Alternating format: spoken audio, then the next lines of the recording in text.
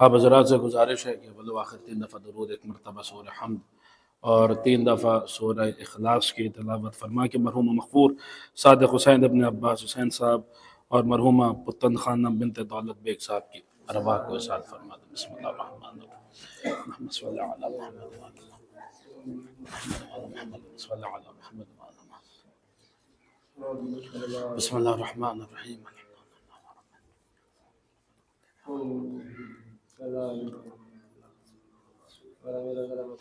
بسم اللہ الرحمن الرحیم، بسم اللہ الرحمن الرحیم،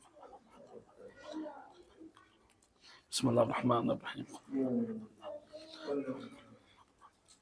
اللہم صلی علی محمد وعلی محمد، صلی اللہ علی محمد وعلی محمد۔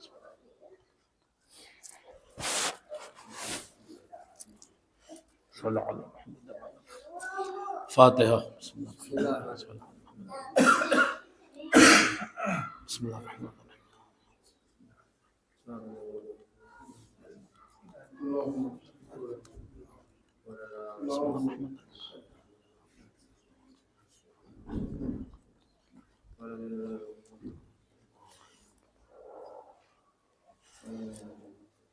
لا حول ولا قوة الا باللہ العلی العظیم۔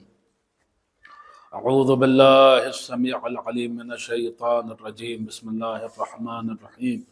الحمد للہ الذی لا یبلغ مدحته القائلون، والصلاة والسلام علی اصل الاصول وعقل العقول، کنز الکنوز ورمز الرموز، حقیقت الکتاب وسر الالباب، شرف الاشراف وکنہ الالطاف، ہادینا عن الضلالہ ومخرجنا من الجہالہ، سیدنا ونبینا وشفیعنا وقائدنا ومربینا ابی القاسم محمد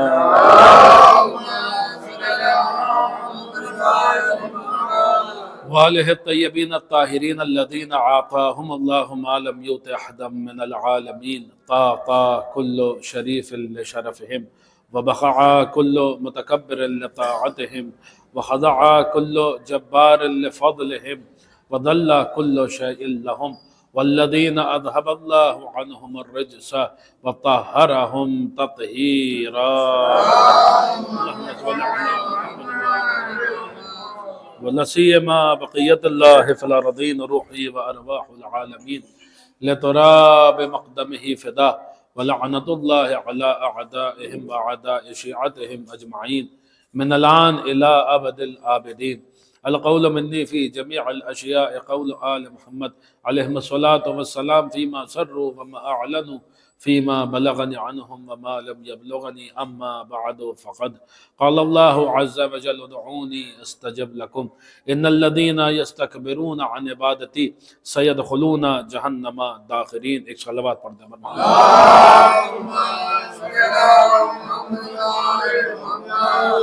اس مجلس اعزاز کی قبولیت کے لیے، معصومین کی تشریف آوری کے لیے، اس کے روحانیت میں مزید اضافے کے لیے اور مرحومین کے درجات میں بلندی کے لیے دل کی گہرائیوں سے ایک بلند ترین صلوات۔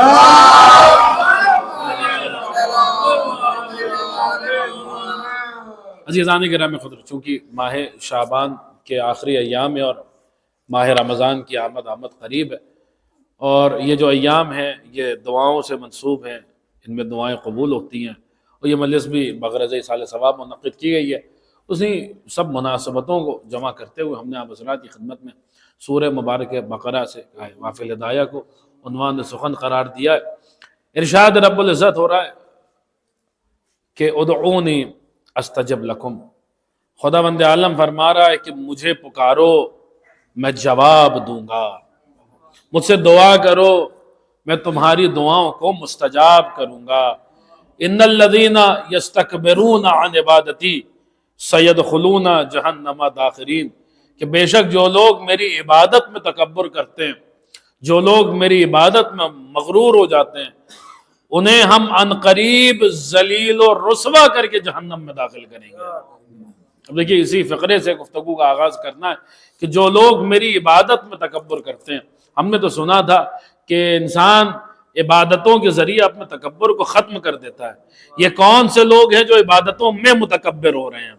ہم نے تو سنا تھا کہ جبین کو خاک میں خم کر دینے سے انسان کا غرور خاک میں مل جاتا ہے، لیکن یہ کون سے لوگ ہیں کہ جو سجدے بھی کر رہے ہیں اور اللہ کہہ رہا ہے کہ یہ میرے سجدوں میں متکبر ہیں، یہ میری نمازوں میں متکبر ہیں، یہ میری عبادتوں میں مغرور ہیں۔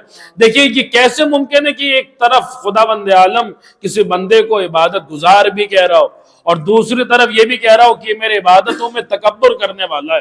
دیکھیے یہ بات نہ پتہ چلتی اور نہ سمجھ میں آتی اگر روایات آل محمد کا سہارا نہ ہوتا، اگر اہل بیت سمجھانے کے لیے نہ ہوتے۔ تو جب ہم نے روایات اہل بیت کی طرف رجوع کیا تو جو جواب ملا اس کا خلاصہ یہ ہے کہ کون سے وہ لوگ ہیں کہ جو لوگ جن کے لیے خدا کہہ رہا ہے کہ یہ لوگ میری عبادتوں میں تکبر کرنے والے، اس گفتگو کا آغاز ہو رہا ہے، یہ لوگ میری عبادت میں متکبر ہیں، میری عبادت میں مغرور ہیں، میری عبادت میں تکبر کرتے۔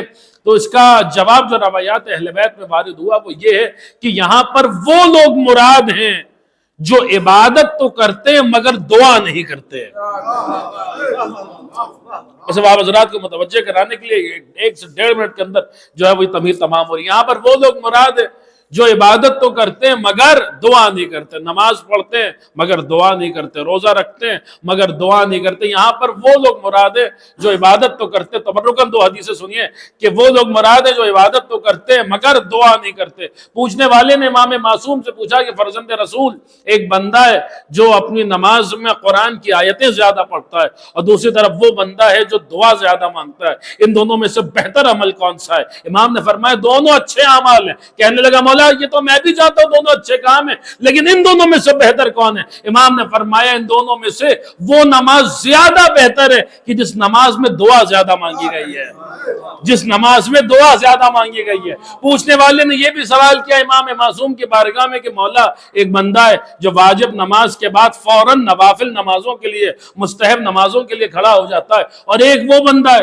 جو واجب نماز کے بعد دعا کے لیے ہاتھوں کو بلند کر دیتا ہے، ان دونوں میں سے بہتر عمل کون سا ہے؟ امام نے جواب دیا واجب نماز کے بعد دعا کرنا مستحب نماز سے اتنی ہی افضل ہے جیسے کہ خود واجب نماز مستحب نماز سے افضل ہے۔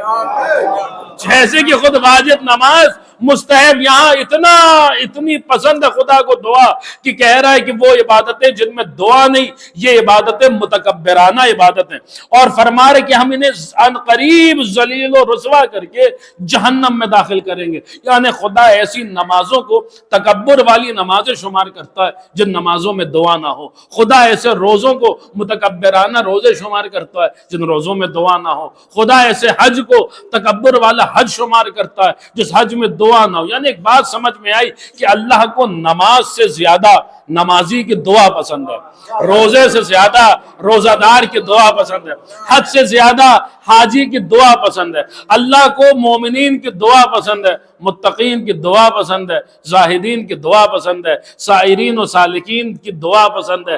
اللہ کو مومنین کی دعا پسند ہے، اللہ کو مومنین کی دعا پسند ہے۔ پھر سنیے اللہ کو مومنین کی دعا پسند ہے۔ اب سوچئے گا کہ جس اللہ کو مومنین کی دعا اتنی پسند ہے اس اللہ کو امیر المومنین کی دعا کتنی پسند آئی ہے۔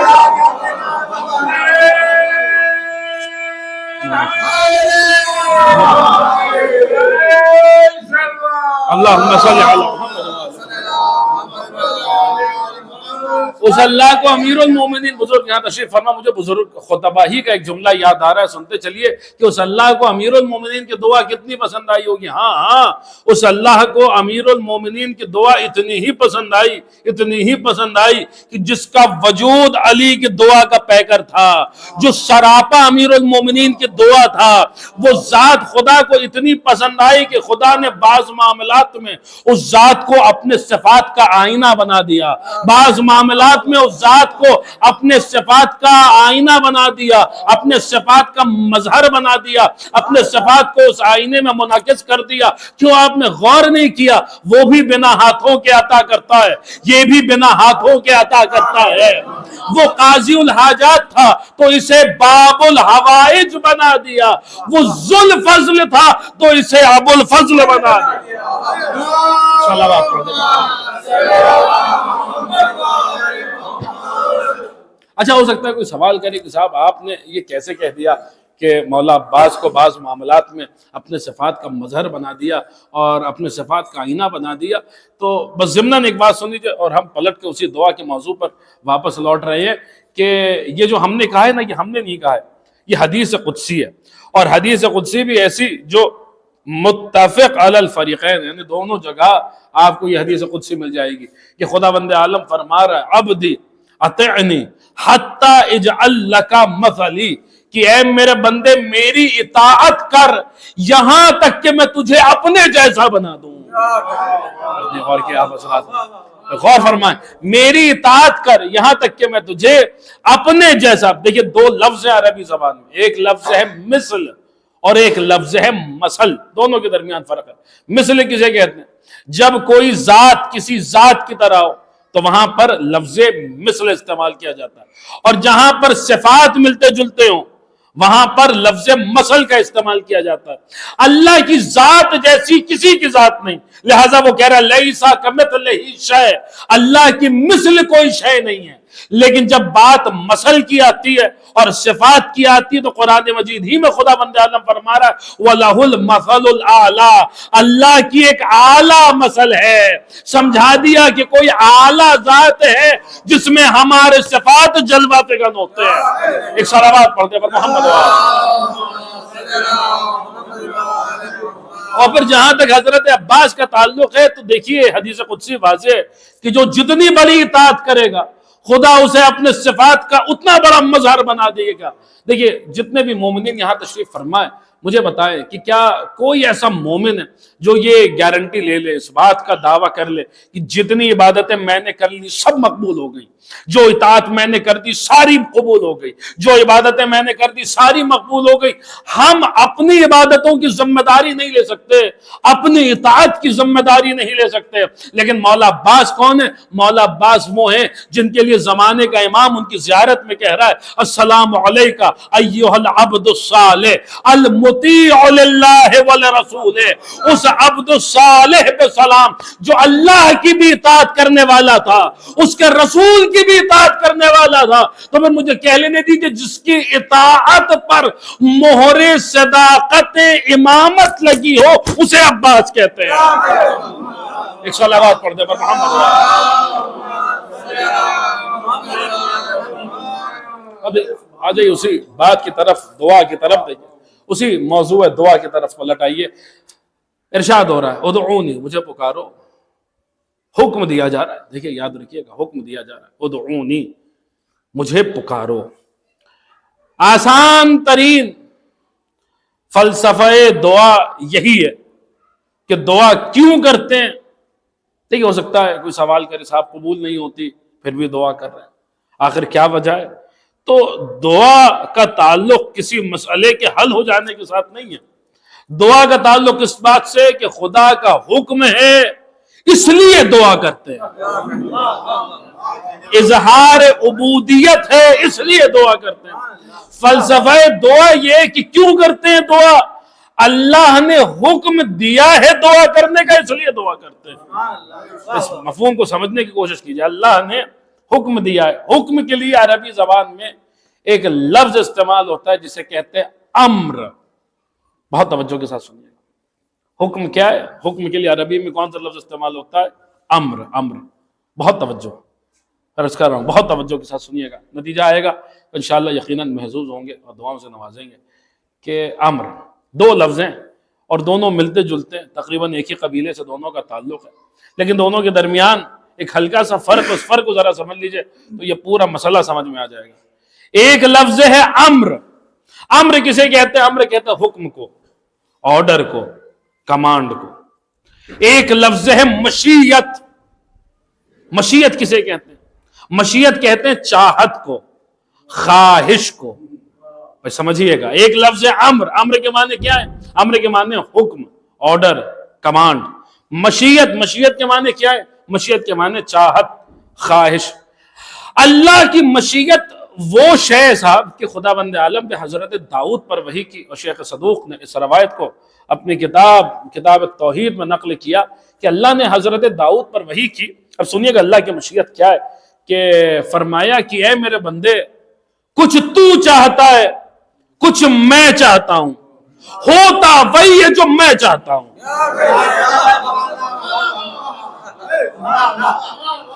یعنی کچھ تیری مشیت ہوتی ہے، کچھ میری مشیت ہوتی ہے، غلبہ ہمیشہ میری مشیت کو حاصل ہوتا ہے۔ یعنی بات سمجھا دی گئی کہ اگر بندوں کی مشیت خدا کی مشیت کے مقابلے پر آ جائے، اس صورت میں غلبہ ہمیشہ خدا کی مشیت کو حاصل ہوتا ہے، خدا کی مشیت۔ آپ دیکھیے بندوں کی مشیت سے خدا کی مشیت کا کیا تقابل اور کیا مقابلہ۔ ایک دم پریشان مت ہوئیے گا۔ امر کسے کہتے ہیں؟ حکم۔ مشیت کسے کہتے ہیں؟ چاہت، خواہش۔ بہت سارے معاملات میں، بلکہ زیادہ تر معاملات میں جو اللہ کا امر ہوتا ہے وہی اللہ کی مشیت ہوتی ہے۔ سنیے گا، اس رخ سے سنیے گا۔ مثال کے طور پہ اب یہ مثالیں دیکھیے، اگر واقع آل محمد نہ ہوتے تو ان باتوں کو کچھ سمجھا ومجھا نہیں سکتا تھا۔ یہ ان کی چوکھٹ ہے اور یہ ان کی دہلیز ہے کہ وہ ان باتوں کو سمجھا گئے کہ جن باتوں کو کوئی بشر اور کوئی بندہ سمجھا نہیں سکتا ہے۔ مثالیں بھی وہی آپ کی خدمت میں بیان کر رہا ہوں جو ہمارے اور آپ کے چھٹے امام جعفر صادق اس مسئلے کو سمجھانے کے لیے استعمال کی۔ میں ابھی مثالیں بیان ہو رہی، ابھی آپ حضرات تک بات پہنچ جائے گی کہ امام بیان فرما رہے پہلی مثال کہ اسی مسئلے کو کہ کبھی کبھی مصلحت کی بنا پر اللہ کا امر کچھ اور ہوتا ہے اور مشیت کچھ اور ہوتی ہے، اس صورت میں بھی غلبہ اللہ کی مشیت ہی کو حاصل ہوتا ہے۔ اس کو سمجھانے کے لیے امام مثال دے رہے ہیں کہ مثال کے طور پہ اللہ نے فرشتوں کو حکم دیا کہ وَنَفَخْتُ فِيهِ مِن رُوحِي فَقَعُوا لَهُ سَاجِدِينَ، جیسے ہی میں آدم کے پتلے میں اپنی روح میں سے کچھ پھونک دوں فوراً سارے کے سارے سجدے میں چلے جانا۔ امام فرماتے ہیں اللہ کا امر تھا کہ سب سجدہ کریں، لیکن اللہ کی مشیت تھی کہ ابلیس سجدہ نہ کرے۔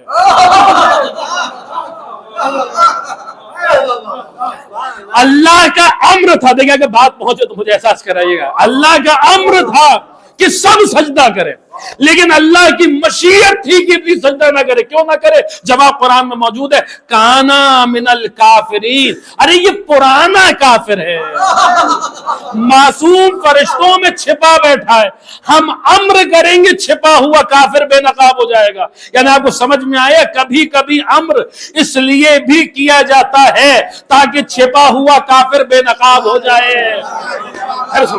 کبھی کبھی امر اس لیے بھی کیا جاتا ہے تاکہ چھپا ہوا کافر بے نقاب ہو جائے۔ اللہ جانتا تھا کہ ابلیس سجدہ نہیں کرے گا، پھر بھی کہا۔ جیسے رسول جانتے تھے کہ کاغذ قلم نہیں دیا جائے گا، پھر بھی مانگا۔ اللہ جانتا تھا کہ ابلیس سجدہ نہیں کرے گا، پھر بھی کہا۔ جیسے رسول جانتے تھے کہ کاغذ قلم نہیں دیا جائے گا، پھر بھی مانگا۔ تو جو سوال وہاں ہوگا وہی سوال یہاں ہوگا، اور جو جواب وہاں دیا جائے گا وہی جواب یہاں دیا جائے گا۔ عرش پہ اللہ نے اپنے امر کے ذریعے عرش پہ چھپے ہوئے کافر کو بے نقاب کر دیا، اور زمین پہ رسول نے اپنے امر کے ذریعے فرش پہ چھپے ہوئے کافر کو بے نقاب۔ ایک صلوات پڑھ دیں۔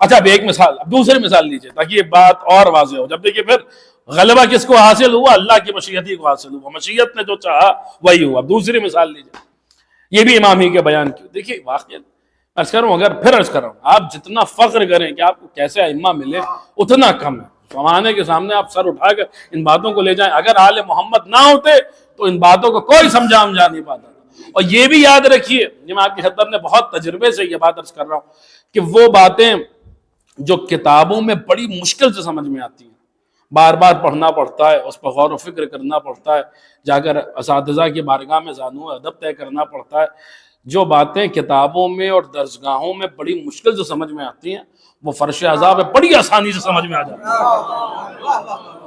یہ اس فرش کا زندہ معجزہ ہے۔ ابھی آپ دیکھیں گے انشاءاللہ ان موضوعات کو کون سمجھ سکتا ہے؟ ایک بار میں کتاب میں بھی پڑھیے تو سمجھ میں نہیں آتا، لیکن یہاں فرش عزائے سید الشہداء کا یہ زندہ اعجاز ہے کہ یہ باتیں بآسانی سمجھ میں آتی ہیں۔ ٹھیک ہے، اب ایک مثال اللہ نے فرشتوں کو حکم دیا، اب دوسری مثال لیجیے۔ امام فرما رہے ہیں دوسری مثال، اللہ کا امر تھا ابراہیم کو کہ اسماعیل کو ذبح کر دیں.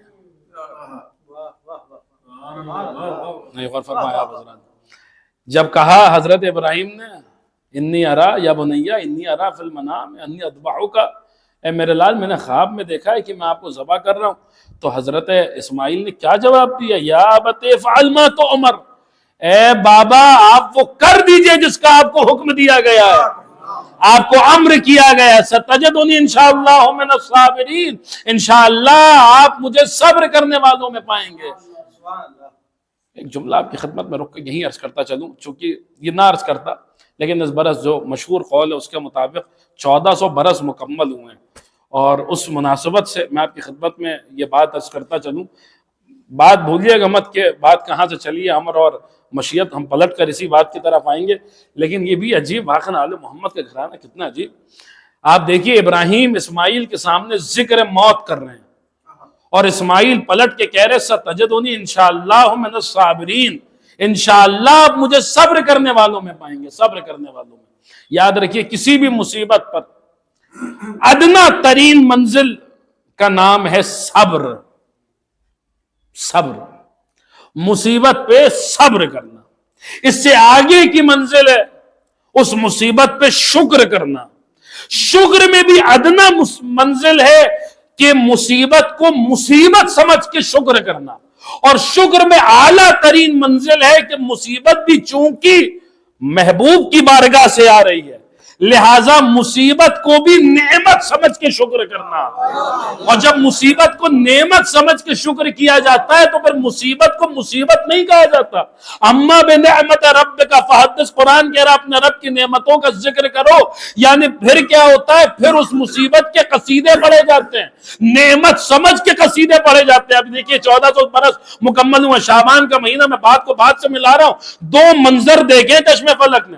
پہلا منظر ابراہیم جیسے باپ کا اور اسماعیل جیسے بیٹے کا، ایک معصوم باپ ہے اور ایک معصوم بیٹا ہے. اور کیا ہے کہ باپ بیٹے کے سامنے ذکر موت کر رہا ہے، تو بیٹا پلٹ کے کہہ رہا ہے کہ انشاءاللہ آپ مجھے صبر کرنے والوں میں پائیں گے. اور دوسرا منظر ہے شب عاشور کا، جہاں ایک چچا ہے اور ایک بھتیجا ہے، چچا حسین جیسا، بھتیجا قاسم جیسا. یہاں پر بھی ذکر موت ہو رہا ہے، اور جیسے ابراہیم اسماعیل کے سامنے ذکر موت کر رہے تھے، حسین قاسم کے سامنے ذکر موت کر رہے ہیں. اور کیا فرمانے؟ یا بنیا کیف الموت عندک، اے میرے لال تیرے نزدیک موت کیسی ہے؟ تو قاسم پلٹ کے یہ نہیں کہہ رہے کہ ستجدنی انشاءاللہ من الصابرین، اے چچا جان انشاءاللہ مجھے صبر کرنے والوں میں پائیں گے. یہ بھی نہیں کہہ رہے کہ آپ مجھے شکر کرنے والوں میں پائیں گے، بلکہ قاسم اس مصیبت کو اعلیٰ ترین نعمت سمجھتے ہوئے اس مصیبت کا قصیدہ پڑھتے ہوئے کہہ رہے کہ احلا من العسل، اے چچا میرے لیے موت شہد سے زیادہ شیریں ہے. ایک صلوات پڑھتے پر محمد وآلہ.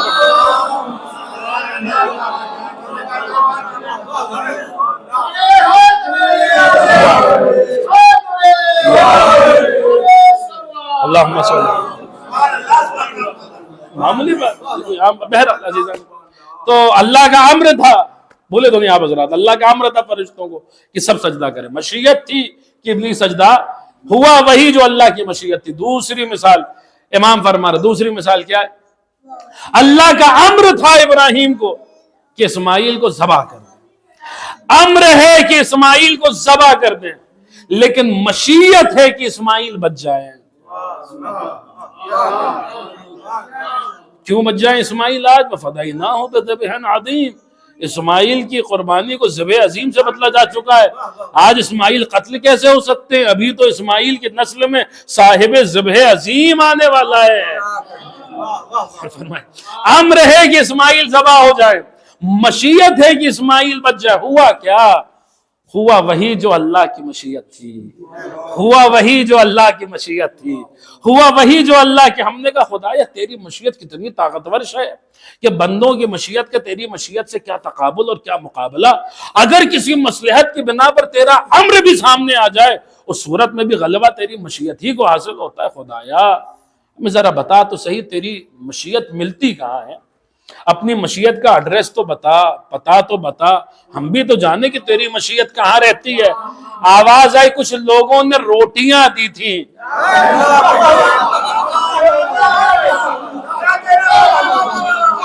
ہم نے جواب میں سورہ نازل کر دیا، اسی سورے کو پڑھو پتہ چل جائے گا ہماری مشیت کہاں رہتی ہے۔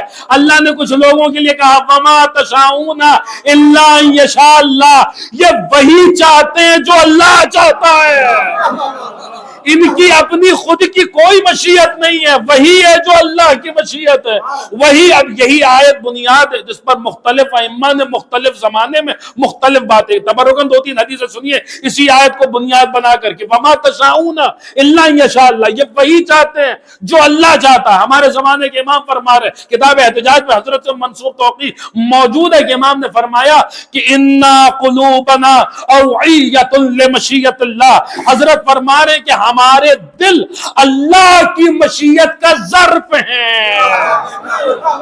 اللہ کی مشیت کا ظرف ہے۔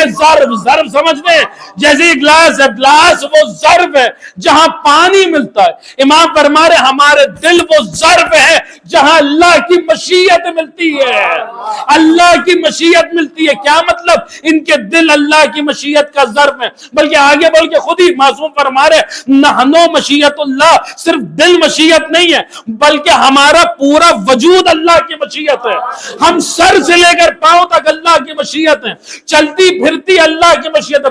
بچوں کے لفظ کر رہا ہوں، کیا مطلب ہے اس بات کا کہ ان کا وجود اللہ کی مشیت ہے، ان کا دل اللہ کی مشیت کا ظرف ہے۔ وَمَا تَشَاءُونَ إِلَّا أَن يَشَاءَ اللَّهُ، اگر اس بات کو پریکٹیکلی سمجھنا ہے تو کیسے سمجھیں گے کہ ان کا وجود اللہ کی مشیت ہے؟ اس کو یوں سمجھ لیجئے کہ اگر اس کا مطلب یہ پریکٹیکلی، اس کا مطلب یہ کہ اگر ان 14 میں سے کبھی کوئی آپ کی طرف دیکھ کر مسکرا دے تو یہ مت سمجھیے گا یہ مسکرا رہے ہیں، سمجھ جائیے گا اللہ کی رضا کی سند مل رہی ہے۔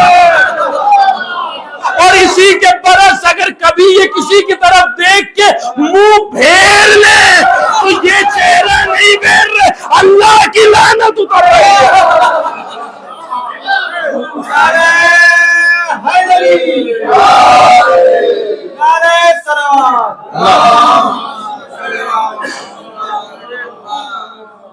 ایک صلوات پڑھنا ہے حضرات،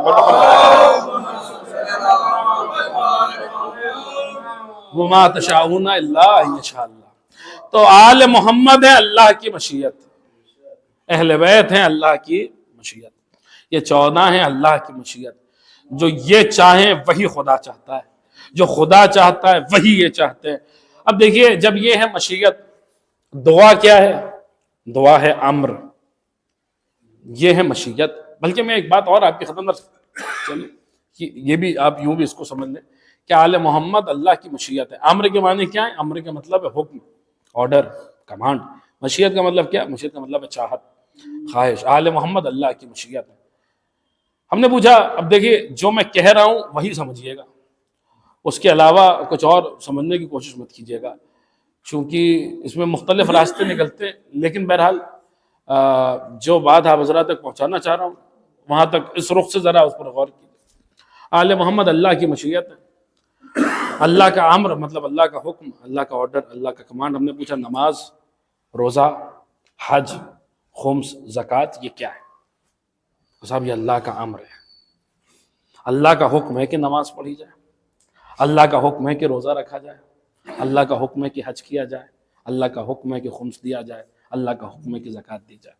نماز، روزہ، حج، خمس، زکوٰۃ یہ اللہ کا امر ہے، لیکن نبی، علی، فاطمہ، حسن، حسین یہ کیا ہے؟ وہی اللہ کی مشیت ہے۔ دیکھیے یاد رکھیے گا غلبہ ہمیشہ مشیت ہی کو حاصل ہوتا ہے، لیکن نماز، روزہ، حج، خمس، زکوٰۃ یہ کیا ہے؟ سب یہ امر ہے۔ نبی، علی، فاطمہ، حسن، حسین کیا ہے؟ یہ اللہ کی مشیت ہے۔ اچھا تو بات سمجھ میں آئی کہ زکوٰۃ امر ہے، رسول مشیت ہے، خمس امر ہے، علی مشیت ہے، حج امر ہے، فاطمہ مشیت ہے، روزہ امر ہے، حسن مشیت ہے، نماز امر ہے، حسین مشیت ہے۔ نماز امر ہے، حسین مشیت ہے، نہ یقین ہے تو رسول کی زندگی میں دیکھ لیجئے، رسول حالت سجدہ میں ہے اور ننھا سا شہزادہ آ کے پشت پہ بیٹھ گیا۔ اب جب تک حسین اپنی مرضی سے نہیں اتریں گے، رسول کہتے رہیں گے سبحان ربی الاعلی و بحمدہ، سبحان ربی الاعلی و بحمدہ۔ رسول کا عمل بتا رہے کہ زمانے والوں آؤ اور آ کے دیکھ لو، جو میں کر رہا ہوں یہ اللہ کا امر ہے، جو مجھ پر بیٹھا ہے وہ اللہ کی مشیت ہے۔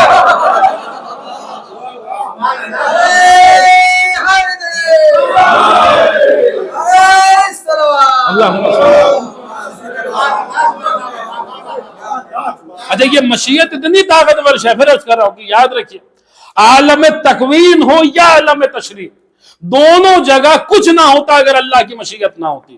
یعنی عالم تشریح میں نماز، روزہ، حج، خمس، زکوٰۃ، واجبات، محرمات، مستحبات، مکروہات جو کچھ بھی ہیں یہ اس وجہ سے چونکہ اللہ کی مشیت ہے کہ یہ ہو۔ یہی وجہ ہے کہ جب مشیت سے ان ساری چیزوں کا تعلق ہے تو معصوم فرماتے ہیں، وہ معصوم کہ جن کا وجود اللہ کی مشیت ہے، وہ فرماتے ہیں کہ بنا عبد اللہ، بنا عرف اللہ، بنا وحد اللہ، لولانا ما عبد اللہ، ما عرف اللہ، ما وحد اللہ، کہ بنا عبد اللہ ہمارے ذریعے اللہ کی عبادت کی جاتی ہے، بنا عرف اللہ ہمارے ذریعے اللہ کو پہچانا جاتا ہے، بنا وحد اللہ ہمارے ذریعے اس کی وحدانیت کا کلمہ پڑھا جاتا ہے۔ لولانا اگر مشیت نہ ہوتی، لولانا اگر ہم نہ ہوتے، ما عبد اللہ، ما وحد اللہ، ما عرف اللہ، اگر ہم نہ ہوتے، نہ اس کی وحدانیت کا کوئی کلمہ پڑھنے والا ہوتا، نہ کوئی اس کی عبادت کرنے والا ہوتا، نہ کوئی اس کی معرفت حاصل کرنے والا ہوتا۔ ایک صلوات پڑھتے پر محمد میں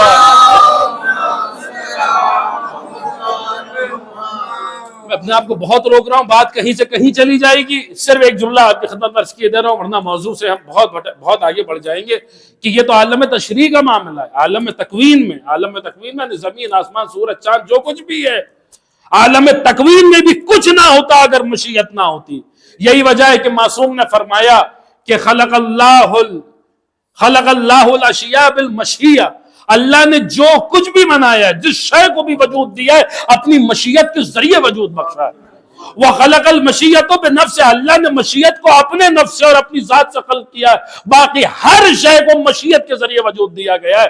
یعنی ہر شے اپنے وجود کے لیے مشیت خدا کی محتاج ہے، لیکن مشیت سوائے خدا کے کسی کے محتاج، ہر شے مشیت کی محتاج ہے، مشیت سوائے خدا کے کسی کی محتاج۔ یہی وجہ ہے کہ میر انیس، سرکار انیس کے خانوادے کے یہ مصریں، اور میر انس جو کہ میر انیس کے منجلے بھائی تھے، ان کے چھوٹے بھائی تھے، ان کے مصرے ہمیں بہت پسند ہے کہ فرماتے اسی مفہوم کو نظم کیا انہوں نے کہ مشیت جو بھی ہے وہ اپنے وجود کے لیے مشیت کا محتاج ہے۔ فرماتے ہیں کہ خورشید عرب عکس در تاج علی ہے۔ دیکھیں مسجد شیر خدا میں ذکر فضائل امیر المومنین ہو رہا ہے، تو خورشید عرب عکس در تاج علی ہے، کرسی سے فزوں پایہ معراج علی ہے، مریم سے سوا رتبہ ازواج علی ہے، اور خالق کے سوا جو ہے وہ محتاج ہے۔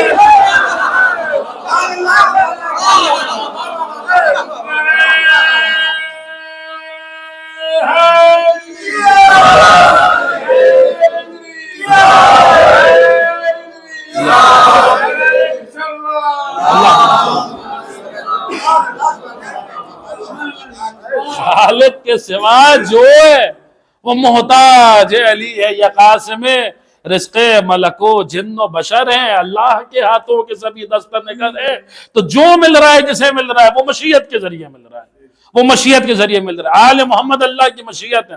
اچھا دعا کیا ہے؟ دعا اللہ کا امر ہے، دعا اللہ کا حکم ہے، اور خود دعاؤں میں یہ بات وارد ہو، جیسے کہ اول تو ہم نے آپ کی خدمت میں آیت تلاوت کی کہ آیت کہہ رہی ادعونی استجب لکم، مجھے پکارو میں جواب دوں گا، مجھے پکارو میں جواب دوں گا۔ لیکن خود دعائیں جو آل محمد نے سکھائیں ان میں یہ بات وارد ہوئی، مثلا یہ جملے دعاؤں میں وارد ہوئے کہ الہی امرتنا بدعا، اے میرے پروردگار، اے میرے خدا، تو نے ہمیں امر کیا ہے دعا کرنے کا، یعنی دعا ہے امر، سنیے دعا ہے امر، آل محمد ہے مشیت، دعا ہے امر، آل محمد ہے مشیت۔ یہی وجہ ہے کہ ہم اپنی دعاؤں میں اگر کسی کو وسیلہ بناتے ہیں تو آل محمد کو وسیلہ بناتے ہیں، واسطہ دیتے ہیں تو آل محمد کا واسطہ دیتے ہیں، آل محمد کا واسطہ دیتے ہیں۔ کیوں دیتے ہیں؟ کیونکہ ان کا وجود ہے اللہ کی مشیت، جو کچھ ملنا ہے وہ مشیت کے ذریعے ملنا ہے، جو مسئلہ حل ہونا ہے وہ مشیت کے ذریعے حل ہونا ہے۔ اور بلکہ منزل تعلیم پر آ کے ہم کیا ہیں، ہماری کیا اوقات ہے، ہماری کیا حیثیت؟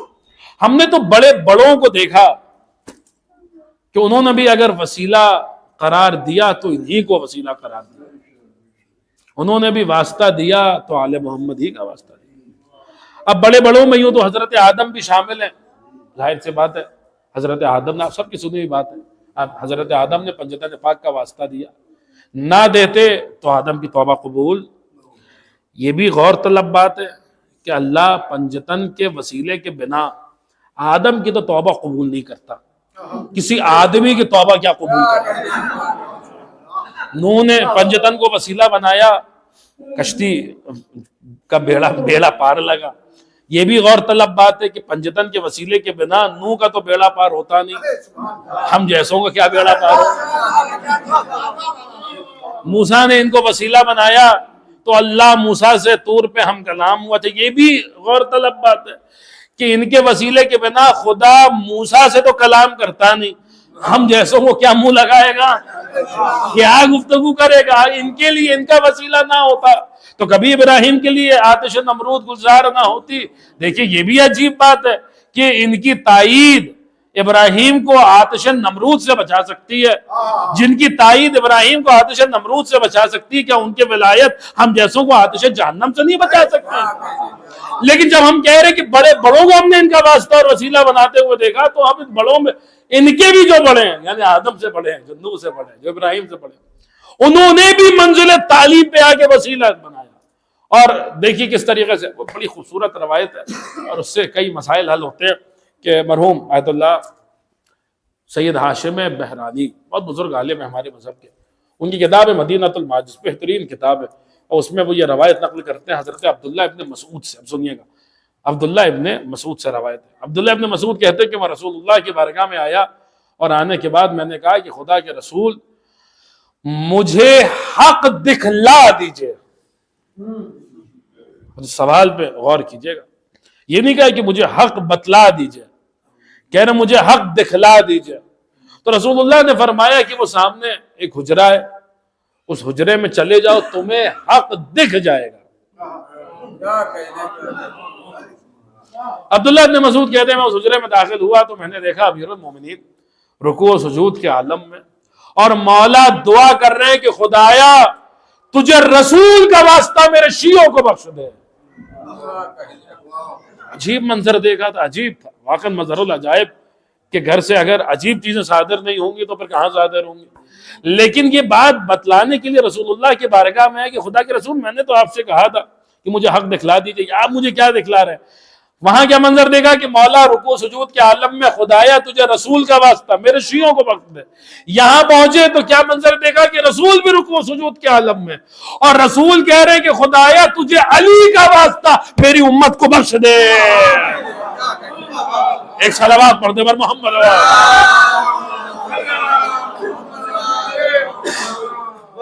بلکہ میں بھی ختم نرس کروں، دیکھیے پڑھتے ہیں لیکن اب وہ ایک بات، اب اس کو آپ اتفاقی کہیے کہ ابھی ایک بند آیا تھا مرثیہ کا، اور ہمیں پھر مرثیہ ہی کے 2-3 بند اور یاد آ رہے ہیں، اور ایک روایت اور وہ بھی سنتے چلیے، اور بہت جلدی گفتگو تمام کر رہا ہوں کہ وہ بھی ایک روایت ہے۔ اور مسئلہ یہ ہے کہ صاحب ہم اپنی کجمج بیانی میں، ہم اپنی ٹوٹے پھوٹے الفاظ میں بیان کریں تو کیا ہی لطف ہے۔ یعنی ان بزرگوں نے اپنی زبان سے ان روایات کو نظم کر دیا ہے تو پھر انہی کا سہارا لے لے اور وہ بیان کر دی جائے تو کتنا ہی بہتر ہے۔ میر انیس نے اس روایت کو نظم کیا، اور جیسے نظم کیا ہے میں آپ کو ویسے ہی سنائی دیتا ہوں کہ اب دیکھیے یہ پھر عرض کر رہا ہوں کہ یہ بھی حسن اتفاق ہے کہ ایک مجلس میں وہ میر انس کے مرثیے کا بھی ایک بند آ گیا اور میر انیس کے بھی بند آ رہے ہیں، لیکن بہرحال اب یہ ارادہ نہیں تھا، لیکن آپ حضرات سن لیجیے کہ سرکار حدیث نظم کرتے ہیں، اب اسی مفہوم کو نظم کر رہے ہیں۔ رسول اللہ کی دعا اور ایک منظر ہے، بس وہ منظر ملاحظہ کیجئے گا، یہ پورا مسئلہ آپ کو سمجھ میں آ جائے گا کہ فرماتے ہیں. اب وہ روایت کچھ یوں ہے جو سرکار انیس نے نظم کیا، آپ کو سمجھ میں آ جائے گا کہ روایت کس سے، کہ جس سے روایت ہے اس کی آنکھ کھلی، دیکھا رسول دکھائی نہیں دے رہے، ڈھونڈتے ہوئے بالا خانے تک جانا ہوا، گھر کی چھت تک جانا ہوا، دیکھا رسول کی آنکھوں میں آنسو ہیں اور رسول محو دعائیں. اب روایت کس سے ہے، ابھی تک اگر آپ حضرات تک بات نہیں پہنچی تو شاید ابھی اب جب مصرع میر انیس کے شروع ہوں گے تو شاید بات سمجھ میں آ جائے گی کہ روایت کس سے، کیا تھی دعا رسول اللہ کی. تو فرماتے ہیں کہ مضمون ہے، ظاہر سی بات ہے خدا کی دعا کے آداب ہے کہ جب بھی دعا کرو تو پہلے خدا کی حمد و ثنا کیا کرو، پھر خدا اپنے مسائل کا، اپنے مطالب کا آغاز کیا کرو. تو اب دیکھیے کمال ہے یہ واقع خدائے سخن کا کہ اب انہی بند میں جو یہ نظم کر رہے ہیں اسی میں آداب دعا بھی ہے، اسی میں ایک اصلاح بھی ہو رہی ہے، اسی میں فضائل بھی ہے، اسی میں تولا بھی ہے، اسی میں تبرہ بھی ہے، کیا کچھ ہے. یہ 2-3 بند ہیں. اب سن لیجیے کہ فرماتے ہیں آداب دعا. سنیے سرکار حدیث فرما رہے ہیں کہ مضمون فقرہائے دعا تھے کہ اے کریم، حادث ہے سب جہاں میں تیری ذات ہے قدیم. سب آج ہیں کل نہیں تھے، تو ہمیشہ سے تھا ہمیشہ رہے گا، ہمیشہ بھی نہیں تھا تو تھا. مضمون فقرہائے دعا تھے کہ اے کریم، حادث ہے سب جہاں میں تیری ذات ہے کریم، تجھ کو قسم ہے اس کی جو کوثر کا ہے قسیم. رکھیو صراط پر میری امت کو مستقیم، جب آئے آفتاب قیامت زوال پر، صدقہ علی کا رحم کرتا ان کے حال پر. اب سمجھ میں آئے گا آپ کو کہ روایت کس سے ہے. دیکھا یہ حال جب تو ہوا اس کو اضطراب، کہنے لگی رسول خدا سے بس شتاب، ہیں اور بھی مقرب حق غیر بو تراب، اور بھی تو ہیں بڑے بڑے لوگ، علی کے نام سے اتنی چڑھ ہے اور بھی. اب یہ بھی دیکھیے کیسے بڑے بڑے لوگ تو زمانے میں رسول اللہ کو تانے دے رہے ہیں. آپ سمجھ رہے ہیں کتنا بڑا مرتبہ ہوگا رسول اللہ کو تانا دینے والے کا. تو فرماتے ہیں کہ دیکھا یہ حال جب کو ہوا اس کو اضطراب، کہنے لگی رسول خدا سے بس شتاب، ہے اور بھی مقرب حق غیر بو تراب، حق کو علی کا واسطہ دیتے ہیں کیوں جناب، سب میں انہی کا نام خدا کو پسند ہے.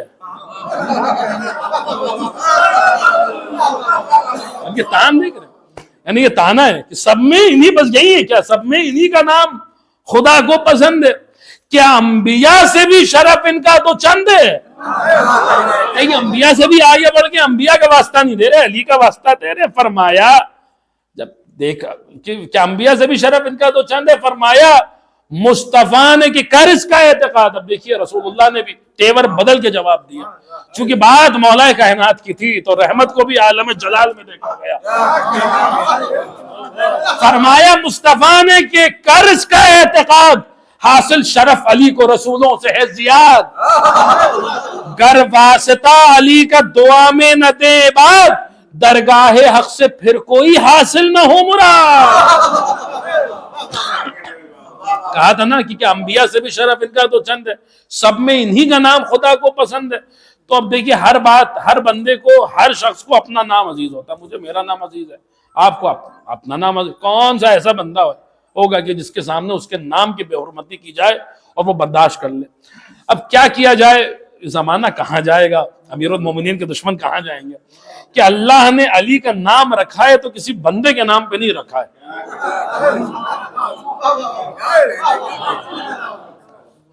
وہ اپنے لیے کہتا ہے وَهُوَ الْعَلِيُّ الْعَظِيمُ، وہ یا خود کو علی کہہ رہا ہے یا اپنے بندے کو علی کہہ رہا ہے. اور یہی بات سورہ مبارک مریم میں کہ رب السماوات والارض وما بینہما فاعبدہ واصطبر لعبادتہ هل تعلم له سمیہ. خدا کہہ رہا ہے وہی اللہ، وہی پروردگار جو زمین کا بھی رب ہے اور آسمانوں کا بھی رب ہے، اور ہر اس شے کا پروردگار ہے جو زمین اور آسمان کے درمیان ہے. اس کی عبادت میں صبر کرو. اور پھر کہا جا رہا ہے هل تعلم له سمیہ، کیا کوئی اس کا ہم نام بھی ہے، کیا کوئی ہے کہ جس کا نام اس کے نام پر ہے.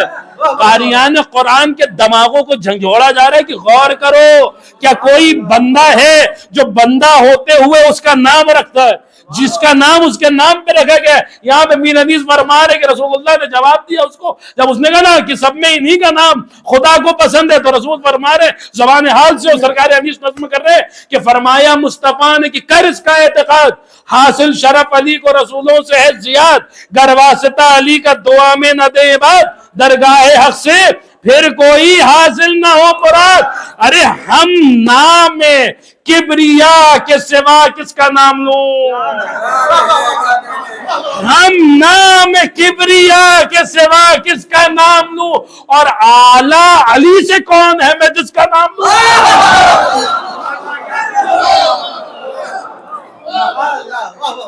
اور آخری بند وہ بھی یاد آ گیا، سن لیجئے کہ جو دوسری بات کہی تھی کہ انبیاء سے بھی شرف اس کا دو چند ہے، تو پیغمبر زبان حال سے فرما رہے ہیں اور سرکار حدیث نظم کر رہے ہیں کہ جب یہ کہہ چکے نا کہ ہم نام کبریا کے سوا کس کا نام لوں، اعلیٰ علی سے کون ہے میں جس کا نام لوں، تو پھر فرماتے ہیں کہ کوئی پہلا نہیں ہوں، سن لو، داؤد و خضر و عیسیٰ و آدم و خلیل، یعقوب و دانیال و سلیمان بے مثیل، نوح نجی کلیم خدا، یوسف جلیل، غلمان و حور، فطرس و میکال و جبرائیل، یہ سب کیا کرتے تھے؟ یعقوب و خضر و عیسیٰ و آدم و خلیل، داؤد و دانیال و سلیمان بے مثیل، نوح نجی کلیم خدا، یوسف جلیل، غلمان و حور، فطرس و میکال و جبرائیل۔ ارے مقبول حق ہے خیش پیمبر کا واسطہ، اور یہ سب خدا کو دیتے ہیں حیدر کا واسطہ۔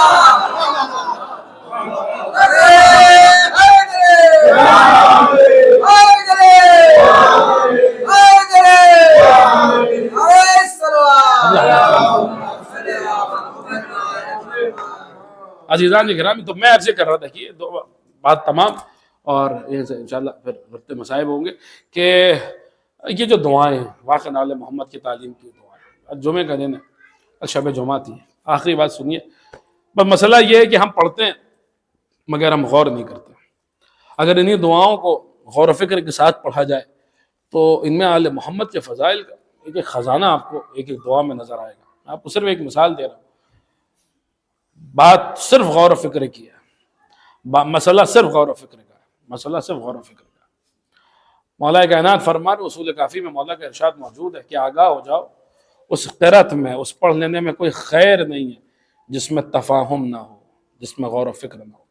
غور و فکر کے ساتھ پڑھا جاتا ہے۔ ابھی کل ایک مثال دے رہا ہوں دعاؤں میں چھپے ہوئے معارف اور مطالب کی، ورنہ یوں تو کتنی ہی مثالیں، ہر دعا آپ اٹھائیے آپ کو معرفت آل محمد کا ایک خزانہ نظر آئے گا۔ صرف ایک مثال، کل کی شب گزری ہے، دعائے کمیل آپ نے پڑھی ہوگی۔ دعائے کمیل کا سب سے مشہور جملہ کیا؟ پورے یقین ہے ہمیں کہ ہم کسی سے بھی یہ سوال پوچھیں کہ دعائے کمیل کا سب سے مشہور جملہ کیا ہے، تو وہ یہی کہے گا، ساری باتوں کو چھوڑتے ہوئے کہ یا سری الرضا، اے جلد راضی ہونے والے۔ بس گفتگو تمام ہے، اس پر ذرا غور کر لیجئے، 1 سے 1.5 منٹ 2 منٹ، بہت سے بات، گفتگو تمام۔ یا سریع الرضا، اے جلد راضی ہونے والے۔ کبھی آپ نے غور کیا کہ اس کا مطلب کیا ہے کہ اے جلد راضی ہونے والے؟ اے جلد راضی ہونے والے کا مطلب کیا ہے؟ کیا اللہ ویسے راضی ہوتا ہے جیسے ہم راضی ہوتے ہیں؟ اور کیا اللہ ویسے ناراض ہوتا ہے جیسے ہم ناراض ہوتے ہیں؟ اچھے بھلے تعلقات تھے، کچھ ہو گیا، اب وہ ناراضگی ہے، اب وہ ختم ہی نہیں ہو رہی ہے، اور معافی تلافی بھی ہو گئی اور آپ درگزر کر دیجئے، پھر وہ مان ہی نہیں رہے۔ کیا یہ والے معاملات ہیں وہاں پر؟ کہ مثلاً ہمارے کے انصاف سے بڑے اچھے تعلقات تھے، وہ ہم سے راضی تھے، خدا نخواستہ کچھ ہو گیا، وہ پھر کشیدگی آ گئی، اب ایک مرتبہ کشیدگی آئی تو اب ہم بڑا منانے کی کوشش کر رہے ہیں، وہ مان ہی نہیں رہے ہیں کسی صورت۔ آخر میں کچھ کہا ہوگا کہ جیسے بھی ہیں چلو ٹھیک ہے مولا کا ذاکر، چلو معاف کیا۔ کیا ایسے اللہ راضی ہوتا ہے اور ایسے اللہ ناراض ہوتا ہے کہ جس وقت ہم سے وہ صاحب راضی تھے اس وقت وہ ہم سے راضی تھے، اگلے پل جب وہ ناراض ہوئے تو وہ ناراض ہو گئے، پھر اس کے اگلے پل جب وہ راضی ہوئے تو پھر راضی ہو گئے؟ کیا اللہ ایسے راضی ہوتا ہے اور ایسے ناراض ہوتا ہے؟ بہت توجہ، بہت توجہ، یہ اتنا اہم مسئلہ ہے کہ آپ پھر عرض کر رہے ہو فخر کیجئے اور جا کر دنیا سے پوچھئے اللہ کی رضا کے معنی کیا، اللہ کے غضب کے معنی کیا. کیونکہ اگر وہ یہ کہتے ہیں کہ اللہ بندوں کی طرح راضی ہوتا ہے اور بندوں کی طرح ناراض ہوتا ہے تو اس میں ایک مسئلہ ہے. وہ مسئلہ کیا ہے؟ سب سے بڑا مسئلہ تو یہی ہے کہ جس وقت آپ یا فرض کر لیجیے وہ صاحب جو مجھ سے راضی تھے، جب وہ مجھ سے راضی تھے تو ان کی کیفیت کچھ اور تھی. جب وہ ناراض ہوئے تو ان کی کیفیت میں تبدیلی آئی. اللہ کیا تو کیفیت پائی نہیں جاتی، اللہ میں تو تبدیلی آتی ہی نہیں ہے. تبدیلی ہم یہ روزمرہ کی زندگی میں استعمال کرتے ہیں. وہ صاحب اب وہ نہیں رہے جنہیں ہم جانتے تھے. تو کیا مطلب ان کے 4 ہاتھ آ گئے ہیں؟ کیا ہو گیا وہ نہیں رہے؟ اس کا مطلب کیا ہے؟ صاحب یعنی پہلے ہم سے راضی تھے، آج کل جو ہے وہ کشیدگی، آج کل جب وہ مسائل درست نہیں، آج کل وہ ہم سے ناراض چل رہے ہیں. اب وہ نہیں رہے جنہیں ہم پہلے جیسے تعلقات تھے. تو یہ ہم اپنی روزمرہ کی زندگی میں استعمال کرتے ہو، محسوس کرتے ہیں کہ جب کوئی بندہ ہم سے راضی ہوتا ہے تو وہ کچھ اور ہوتا ہے، اس میں ایک تبدیلی آتی ہے، پھر وہ ہم سے ناراض ہوتا ہے. کیا اللہ ایسے ہی ہم سے راضی ہوتا ہے اور ایسے ہی ناراض ہوتا ہے کہ جب تک ہم اچھے اچھے کام کر رہے تھے اللہ ہم سے راضی تھا، خدا نہ خواستہ ہم سے کوئی گناہ ہو گیا اللہ ہم سے ناراض ہو گیا. تو اب جب ناراض ایسے ہوا تو پھر اللہ میں تبدیلی آئے گی، اور جس میں تبدیلی آ جائے وہ اللہ. مسئلے کو حل کون کرے گا؟ آئیے کم از کم ان سے تو پوچھئے ہی کہ جن کی زبان نہیں تھکتی ہے رضا کی دعا کرنے سے کہ خدا فلاں سے راضی ہو جائے، فلاں سے راضی ہو جائے. پوچھئے جا کر کہ راضی ہوتا ہے تو کیسے راضی ہوتا ہے. آخر اگر آل محمد نہ ہوتے تو کون سمجھاتا. شیخ صدوق جیسے بزرگ علماء ہمارے ہاں پڑھیے کتابیں، آل محمد کی کتابیں پڑھیے، پورے چیپٹرز ہیں، پورے باب ہیں. میں آپ کو تفصیلات میں نہیں لے جا رہا، صرف ایک حدیث سنا رہا ہوں اور یہی پہ گفتگو تمام ہے کہ پورے چیپٹرز ہیں، پورے باب ماننے کتنے صفحات کو سیاہ کیا ان مسائل کو سمجھانے کے لیے کہ اللہ کیسے راضی ہوتا ہے اور کیسے ناراض ہوتا ہے. کتاب التوحید پڑھیے شیخ صدوق کی، نقل کریں کہ امام ششم سے یہی سوال ہوا کہ اللہ کی رضا کے کیا معنی، اللہ کے غضب کے کیا معنی. اب جواب میں امام کی حدیث سنیے اور میں مفہوم حدیث آپ کی خدمت میں نقل کروں. امام نے فرمایا کہ اگر تم نے یہ کہا کہ اللہ بندوں کی طرح سے راضی ہوتا ہے، بندوں کی طرح سے ناراض ہوتا ہے، تو تم نے مخلوق کی صفت خالق پہ لگا دی. کیونکہ اگر ایسا ہوا تو پھر خدا لازمہ اس کا کہ خدا میں تبدیلی آئے گی. اور پھر امام نے آگے بڑھ کر ایک جملہ اور کہا، کاش وقت ہوتا ہے جملے کی ہم شرح کر پاتے.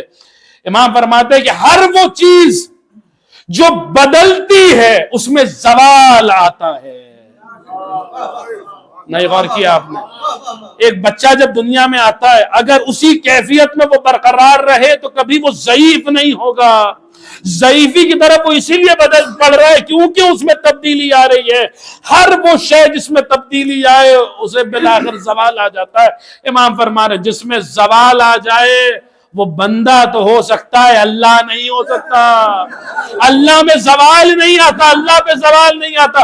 تو پھر اس مسئلے کو کیسے سمجھے اللہ کیسے راضی ہوتا ہے اور کیسے ناراض. اب امام کے لفظوں میں سنیے، میں بالمفہوم حدیث نقل کر رہا ہوں کیسے راضی ہوتا ہے اور کیسے ناراض ہوتا ہے. فرمایا اللہ نے اپنے کچھ اولیاء خلق کیے ہیں جن کی رضا کو اپنی رضا بنایا ہے اور جن کے غضب کو اپنا غضب بنایا ہے. وہ راضی ہوتے ہیں تو اللہ راضی ہوتا ہے، وہ غضبناک ہوتے ہیں تو اللہ غضبناک ہوتا ہے.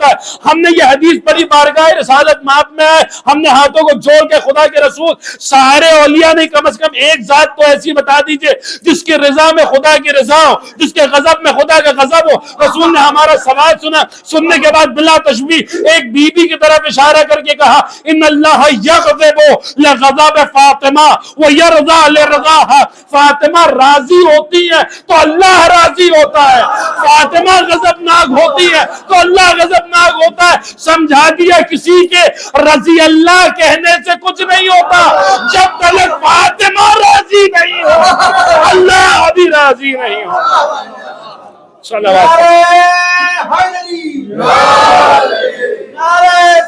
اللہ سیدہ زندہ رہنے کے لیے شادی ازا کافی ہے، ہم کو بس فاطمہ زہرا کی دعا کافی ہے. حیدری اللہم صلی. اب سیدہ کو راضی کرنے کا بہترین طریقہ کیا ہے؟ بہترین طریقہ ہے سیدہ کو راضی کرنے کا ذکر سید الشہداء پہ آنکھوں کا نم ہو جانا. नाम हुसैन पे आंखों में दो आंसू आ जाना। अजीज़ान गिरामी, आपकी खिदमत में अर्ज़ करूँ, हर गम का यही मदावा है और हर गम की यही दवा है कि जो इमाम हश्तम ने फरमाया रैयान इब्न शबीब से कि यब्न शबीब इन कुंता बाकियल लिशै फबकिल हुसैन इब्न अली इब्न अबी तालिब फ़इन्नहु ज़ुबिहा कमा यज़बहुल कब्श। ये पसर शबीब, अगर तुम्हें किसी भी शय पर रोना आए तो हुसैन पर रोना, किसी भी शय पर रोना आए तो हुसैन पर रोए। क्यों? इसका कितना वसी मफहूम है। किसी भी शय पर रोना है तो हुसैन पर रोए करो का मतलब क्या है? बाप मर जाए हुसैन पर रोए, माँ रुखसत हो जाए हुसैन पर रो, भाई साथ छोड़ जाए हुसैन पर रो, औलाद तो खत्म हो जाए हुसैन पर रो, हुसैन पर रो। क्यों रोए हुसैन पर? फ़इन्नहु ज़ुबिहा कमा यज़बहुल कब्श, इसलिए क्योंकि हुसैन को ऐसे ज़बा किया गया जैसे किसी गोश्तफन को ज़बा करता, जैसे किसी गोश्तफन को ज़बा करता है। अजरुकुम अल्लाह, अजरुकुम अल्लाह। माह रमज़ान करीब है, आप दिन में रोज़ा रखेंगे, जब इफ्तार करेंगे और उस प्यास के बाद आप तक पानी पहुंचेगा, उस वक्त किसी प्यासे की प्यास को याद करने की कोशिश कीजिए। उस प्यासे की प्यास को याद करने की कोशिश कीजिएगा कि खुदा जल्ल जल्ल हमारे मौला को इसने ज़हूर दे। इमाम ज़मान जब ज़हूर फरमाएंगे तो खाने काबा के पास जो आप सदा बुलंद करेंगे उसमें सब अपने फ़ज़ाइल नहीं होंगे। इमाम अपने दादा का मरसिया पढ़ते हुए फरमाएंगे या हलल आलम इन्ना जद्दी अल हुसैन क़तलूहु तशाना, ए दुनिया वालों, मेरे दादा हुसैन को प्यासा कत्ल किया गया, प्यासा ज़बा किया गया, प्यासा मारा गया। मौला सज्जाद ने जब मौला हुसैन की कब्र तैयार की तो उस कब्र के ऊपर लिख दिया हादा कब्रुल हुसैन इब्न अली, ये हुसैन इब्न अली की कब्र है। बात यहाँ पे तमाम हो चुकी थी, लेकिन आगे बढ़कर एक जुमले का इजाफा किया, फरमाया लदी क़तलूहु अतशाना, ये उस हुसैन की कब्र है जिसे प्यासा मारा गया है, ये उस हुसैन की कब्र है जिसे प्यासा कत्ल किया गया। आप जाकिरीन से, वाइज़ीन से, खुतबा से बारहा सुनते रहते हैं कि इमाम जब मदीने की गलियों से गुजरते थे और देखते थे कि कोई कसाब किसी जानवर को ज़बह कर रहा है तो ठहर जाते थे, बल्कि उससे पूछते थे कि क्या तूने इसे पानी पिलाया था? वो कसाब पलट के कहता था कि फर्जंद रसूल, हम उस वक्त तक किसी जानवर को ज़बह नहीं करते जब तक उसे पानी ना पिला दे। इमाम करबला का रुख करके फरमाते थे एक कसाब भी अपने जानवर को ज़बह करता है तो पानी पिला के ज़बह करता, हाय मेरा बाबा जिसे प्यासा ज़बह किया। अजरुकुम अल्लाह, अजरुकुम अल्लाह, अजरुकुम अल्लाह, जअलकुम अल्लाह मिनल बाकिन। तो सुनिए आखिरी जुमले अमल तमाम है, कुतुब मकातिल में मिलता है। तो आपकी आवाज़ों में रहमत नाजिल फरमाए, हज़रत ज़हरा आपसे राज़ी हो। बस आखिरी जुमला सुनिए, अमल तमाम कुतुब मकातिल में मिलता है कि इस वक्त सैयद वो मंजिल आई कि आका हुसैन करबला के मैदान में जख्मों पर जख्म खा चुके हैं और वो मंजिल है कि जिस मंजिल के लिए हमारे ज़माने का इमाम ज़ियारत नाहिया में फरमाता है कि वह शिम्र जालिसुन अला सदरिक, शिम्र मलऊन मेरे मौला के पाक सीने पे सवार हुआ, हाथ में खंजर था, खंजर में रवानी थी, हुसैन का सूखा गला था। उस मौके पर बयान करते हैं कि यजीदी फौज में एक शख्स था, वो उमर साद मलऊन के पास आया और आगे कहता है कि पसर साद हुसैन हमारा दुश्मन सही मगर है नबी का नवासा, आखिरी वक्त अगर तेरी इजाजत हो तो थोड़ा पानी हुसैन तक पहुंचा दो। उमर साद मलऊन ने अपना सर झुकाया, इसने इसी सर झुकाने को रजामंदी समझा, दौड़ता हुआ फरात की तरफ बढ़ा, एक चुल्लू बनाया, चुल्लू में पानी लिया, लेके उस नशेब की तरफ बढ़ा जहां आका हुसैन को ज़बह किया जा रहा था। रवायत कहती है अभी वो नशेब तक नहीं पहुंचा था, उसने देखा कि जमीन लरज रही है, आसमान से खून बरस रहा है, फरात का पानी नहजों उछल रहा है, आवाज आ रही कद क़ुतिल अल हुसैन, कद ज़ुबिह अल हुसैन, हुसैन कत्ल हो गए, हुसैन को ज़बह कर दिया गया। वो देखता है कि शिम्र मलऊन एक नशेब से बाहर आ रहा है, उसके दामन में कुछ छिपाए हुए, उसके बदन में एक लर्जात आ रही है। करीब आया शिम्र के करीब आके कहता शिम्र तेरे दामन में क्या छिपा हुआ? शिम्र मलऊन अपना दामन खोलता, अब वो जो दामन खोलता है तो क्या देखता है कि जिस हुसैन کو فاطمہ نے چکیاں پیس پیس کے پالا تھا، اسی حسین کا کٹا ہوا سر شمر ملعون کے دامن میں لگا ہوا ہے۔ کہتا شمر تو نے حسین کو قتل کر دیا؟ وہ ملعون کہتا ہاں میں نے حسین کو قتل کر دیا۔ وہ کہتا اچھا اگر تو نے حسین کو قتل کر دیا تیرے بدن میں تھر تھراہٹ کیسی ہے، یہ لرزہ کیسا تاری ہے؟ شمر کہتا اگر تو میری جگہ ہوتا تیرا بھی یہی حال ہوتا ہے۔ کیا ہوا کہ جب میں حسین کو ذبح کر رہا تھا میں نے دیکھا ایک سیاہ پوش بی بی خود کو حسین پہ گرا فریاد کر رہی ہے، شمر بڑی محنتوں سے پالا تھا، چکیاں پیس پیس کے برباد۔ اللہ لعنت اللہ علی القاتل، اللهم عجل لوليك الفرج وجعلنا من اعوانه وانصاره وشيعته ومحبي حضرات سے گزارش ہے ولو آخر 3 دفعہ درود، 1 مرتبہ سورہ حمد اور 3 دفعہ سورہ اخلاص کی تلاوت فرمائیں۔ مرحوم مغفور صادق حسین ابن عباس حسین صاحب، مرحومہ پتن خانم بنت دولت بیگ صاحب ارواح بسم اللہ الرحمن الرحیم، صلی اللہ علی محمد وعلی محمد، صلی اللہ علی محمد، بسم اللہ الرحمن الرحیم، ایاک نعبد و ایاک نستعین اهدنا الصراط، بسم اللہ الرحمن الرحیم،